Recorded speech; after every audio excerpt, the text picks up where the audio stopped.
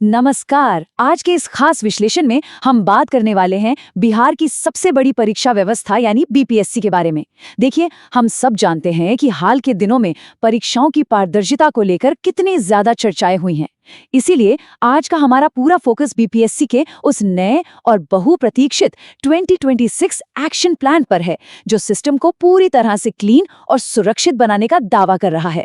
अगर हम बीपीएससी की तैयारी कर रहे हैं या सिर्फ ये समझना चाहते हैं कि आने वाले समय में ये सिस्टम कैसे काम करेगा, तो इस विश्लेषण से हमें एकदम सटीक और स्पष्ट जानकारी मिलने वाली है।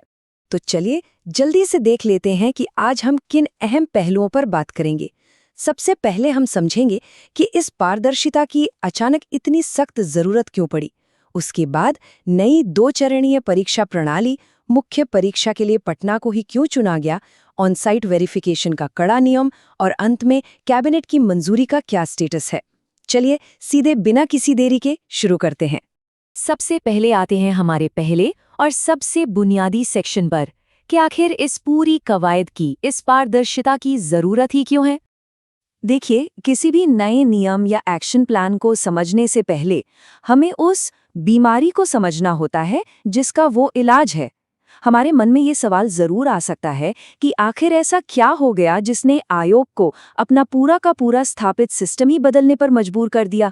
कारण बहुत साफ हैं और सच कहें तो हम सब इनसे वाकिफ भी हैं। पहला, पेपर लीक। दूसरा, परीक्षा केंद्रों पर धड़ल्ले से होने वाली नकल। और तीसरा, कॉपियों या उत्तर पुस्तिकाओं के साथ होने वाली हेराफेरी। इन 3 खामियों ने सालों से उन मेहनती कैंडिडेट्स का सबसे ज्यादा नुकसान किया है जो दिन रात एक करके पढ़ाई करते हैं।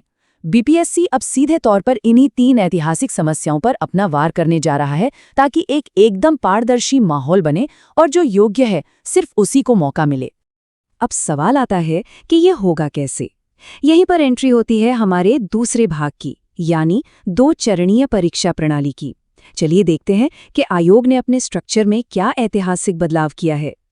तो अब जो नया रोड मैप तैयार हुआ है वो एक बहुत ही सख्त फिल्टर की तरह काम करेगा। इसे ऐसे समझिए, सबसे पहले होगी प्रारंभिक परीक्षा यानी प्रीलिम्स।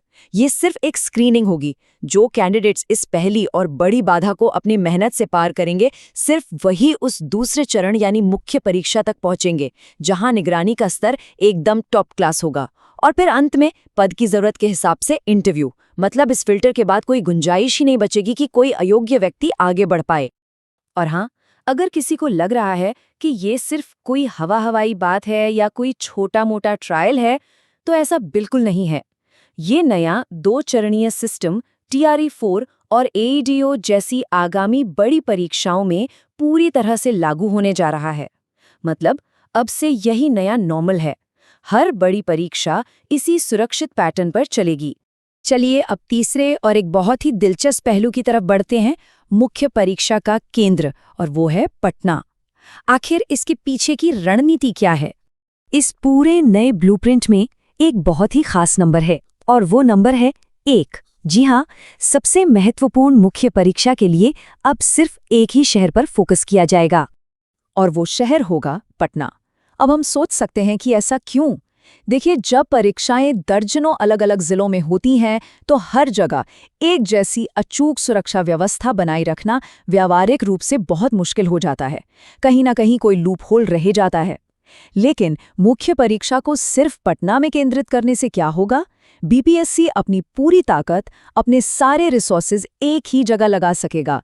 एक सेंट्रलाइज्ड, एकदम अभेद्य निगरानी। इसे नकल माफियाओं की कमर तोड़ने वाला एक बहुत बड़ा गेम चेंजर माना जा रहा है। अब आते हैं चौथे भाग पर, जो शायद इस नए एक्शन प्लान का सबसे कड़ा और सीधा एंटी फ्रॉड तरीका है, सख्त ऑन साइट वेरिफिकेशन। इसे थोड़ा ध्यान से समझते हैं। पहले क्या होता था, कोई फर्जी उम्मीदवार या जिसे हम आम बोलचाल में मुन्ना भाई कहते हैं, वो असली कैंडिडेट की जगह परीक्षा देने बैठ जाता था और सिस्टम को चकमा दे देता था। लेकिन अब परीक्षा के दौरान ही बिल्कुल मौके पर यानी ऑन द स्पॉट मार्कशीट्स और डॉक्यूमेंट्स का फिजिकल वेरिफिकेशन होगा। मतलब अगर कोई फर्जीवाड़ा करने की कोशिश भी करेगा तो वो अगले चरण में जाने से पहले ही ब्लॉक कर दिया जाएगा। मुन्ना भाई वाला खेल अब परीक्षा केंद्र के गेट पर ही खत्म हो जाएगा। अब हम अपने विश्लेषण के अंतिम चरण में हैं। ये सारी बातें, ये सारे नियम सुनने में तो बहुत शानदार लग रहे हैं, लेकिन क्या ये लागू हो गए हैं या अभी कैबिनेट की मंजूरी का इंतजार है?